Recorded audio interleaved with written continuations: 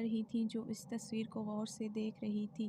صنم، ہادی نے ضبط سے پکارا۔ جی، وہ دھیرے سے بولی۔ تم یہ تصویر مجھے دو، یہ تصویر اور یہ پکڑو، اب بتاؤ اسے پہچانتی ہو؟ یہ کہتے ہوئے ہادی نے ایک تصویر صنم کے ہاتھ میں دی اور ایک شخص کی طرف اشارہ کیا۔ وہ دو لوگوں کی تصویر تھی، جس میں ایک خوبصورت لڑکی اور اس کے ساتھ ایک جاذب نظر لڑکا کھڑا۔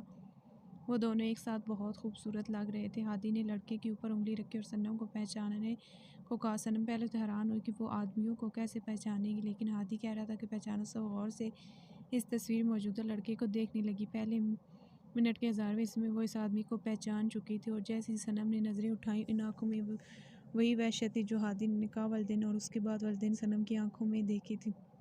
صنم کے چہرے پر خوف پھیلتا جا رہا تھا۔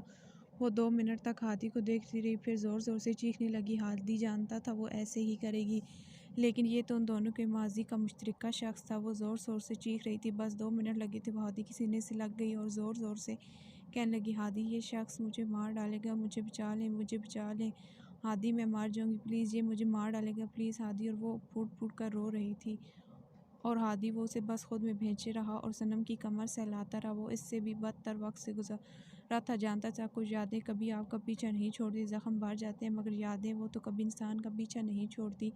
وہ کافی دیر تک ہادی کے سینے سے لگی روتی رہی، اور وہ بس اس کی کمر سہلاتا رہا۔ تقریباً 2 گھنٹے وہ روتی ہی رہی۔ وہ اپنے ساتھ ہوئے حادثے پر روئی بھی نہیں۔ آج اس کا غم اپنے ہمراز کے سینے سے لگ کر نکالا تھا۔ پھر صنم چہرہ اٹھایا اور بھیگی پلکیں اٹھا کر روئی ہوئی آنکھوں سے ہادی کی طرف دیکھا۔ آپ نے جو پہلے تصویر دکھائی تھی وہ باجی کی تھی نا؟ وہ ہمت کر کے پوچھنے لگی۔ ہاں، وہ باجی تھی، ہادی نے زخمی مسکراہٹ کے ساتھ کہا۔ دوسری تصویر میں بھی باجی تھی، ہے نا؟ وہ دوبارہ پوچھنے لگی۔ ہاں صنم، وہ بھی باجی تھی۔ وہ دوبارہ زخمی انداز میں مسکرائے۔ اب کہاں ہیں باجی اور آپ کی امی؟ وہ دھیرے سے بولی۔ اس کی بات سنتے ہی ہادی نے صنم کو چھوڑا اور صنم کی گود میں سر رکھ دیا، پھر صنم کا ہاتھ پکڑا، اسے چوما اور پھر آنکھیں بند کیں۔ صنم، تم جانتی ہو کہ میں نے جب اس MBBS کے چوتھے سال میں قدم رکھا اس دن کیا ہوا؟ وہ آنکھیں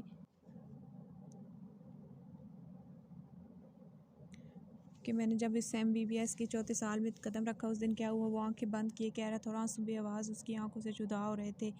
اس دن میں 7 سالوں بعد کس سے ملا، کس طرح ملا، کیا ہوا تھا اس دن؟ تم جانتی ہو؟ جب میں، فیض اور فضا واپس آ رہے تھے یونس، تب اچانک سے ایک عورت پر میری نظر پڑی۔ وہ خود کو مکمل ڈھانپی ہوئی تھی، بس اس کا ہاتھ نظر آ رہا تھا۔ وہ جیسے بھکاری ہوتے ہیں نا، ویسے ہی بیٹھی تھی۔ میں پیسے دینے کے لیے ان کی طرف گیا اور فیض اور فضا آگے بڑھ گئی کیونکہ میرا گھر اس گلی میں تھا۔ میں نے ان کے ہاتھ پر پیسے رکھے اور وہ میرے سر پر ہاتھ رکھنے لگی، جیسے 2 لوگوں کے سر پر رکھا تھا جو مجھ سے پہلے پیسے دینے گئے۔ جب انہوں نے میرے سر پر ہاتھ رکھنے کے لیے ہاتھ آگے بڑھایا، ان کی چادر ڈھلک گئی۔ صنم، تم جانتی ہو وہ کون تھی؟ وہ میری ماں تھی، میری ماں۔ انہوں نے مجھے نہیں پہچانا، مگر میں ان کا لاغر وجود پہچانتا تھا۔ وہ مجھے بہت مارتی تھی کیونکہ میں ان کی خوشیوں کا قاتل تھا۔ میری پیدائش ان کے لیے عذاب جیسی تھی۔ وہ روز کہتی تھی، مر کیوں نہیں جاتا، جان کیوں نہیں چھوڑتا ہماری؟ میں ان کی چادر ڈھکتی انہیں پہچان گیا، اور صرف ایک لفظ میرے ہونٹوں سے ادا ہوا، امی۔ امی نے مجھے عجیب نظروں سے دیکھا، وہ واقعی نہیں پہچان پائی تھی مجھے۔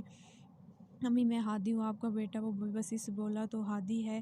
امی نے حیرانی سے مجھے دیکھا۔ میں اس وقت سادہ سی پینٹ شرٹ میں تھا، ڈاکٹر کوٹ بھی پہنا ہوا تھا۔ میں نے وہ اچھی خاصی حیران ہوئے بولی، تم زندہ ہو ابھی تک؟ ان کی نظروں میں واضح حقارت تھی۔ میں ان کی حقارت بھری نظروں پر پھوٹ پھوٹ کر رونا چاہتا تھا، لیکن یہ وقت نہیں تھا رونے کا۔ میری زندگی کی اس قدر اذیت نے بھی کسی کے دل میں میری جگہ نہیں بنائی تھی۔ میں آج بھی ایک انچاہا وجود ہی تھا۔ یہ ہے وقت کی لکھی سزا، نہ مجھ پہ ہوگی کبھی قضا۔ باجی کہاں ہے؟ امی، ہادی ہمت کر کے پوچھنے لگا۔ شیزا وہاں بیٹھی ہے، وہ ایک کھنڈر کی طرف اشارہ کرنے لگی۔ آپ اٹھیں، ہم گھر چلتے ہیں۔ میری بات پر وہ اٹھ گئی۔ ہم قدم قدم چلتے باجی تک گئے۔ وہ اس کھنڈر جگہ میں ایک چادر میں لپٹ کر بیٹھی تھی۔ امی کو آتا دیکھ کر وہ فوراً ان تک آئیں اور جھنجھوڑ کر پوچھنے لگیں، کچھ ملا، کچھ ملا؟ اماں بول، کچھ ملا ہے کیا تجھے؟ انہوں نے مجھے نہیں دیکھا تھا باجی۔ میری پکار پر وہ چونک کر میری طرف مڑی اور حیرت سے میری طرف دیکھا، پھر فوراً مجھ سے لپٹ گئی۔ ہادی، میرے بھائی، تم زندہ ہو؟ میرے پیارے بھائی، تم کہاں چلے گئے تھے؟ وہ مجھے اس وقت بھی اتنا ہی پیار سے ملی صنم، جیسے ہمیشہ کرتی تھی۔ مجھے لگا میرا ایک رشتہ اب بھی سلامت ہے، ماں اور باپ کی محبت۔ نہ صحیح بہن تو تھی جو اب بھی مجھ سے محبت کرتی تھی۔ میں ان دونوں کو گھر لے آیا۔ دونوں حیرانی سے میرے گھر کو دیکھتی رہی۔ امی کہتی، ہم نے تمہیں بیچا، تم نے اتنی بددعائیں دیں کہ ہم بے گھر ہو گئے، اتنا خوار ہوئے اور تم اس گھر میں آرام کی زندگی گزار رہے تھے۔ میرا دل پھٹ گیا صنم، میں کیسے کہتا کہ میں تو روز روز روتا رہا ہوں آپ کے لیے، لیکن میں کہہ بھی دیتا اب کون یقین کرتا صنم؟ میری زندگی دوبارہ ویسی ہونے لگی۔ اب مجھے کوئی نہیں مارتا تھا، لیکن صنم، لفظوں کی مار ہاتھوں کی مار سے زیادہ تکلیف ہوتی ہے۔ مجھے اب لفظوں کی مار لگتی تھی، بدترین مار جو مجھے اندر سے کھوکھلا کرنے لگی تھی۔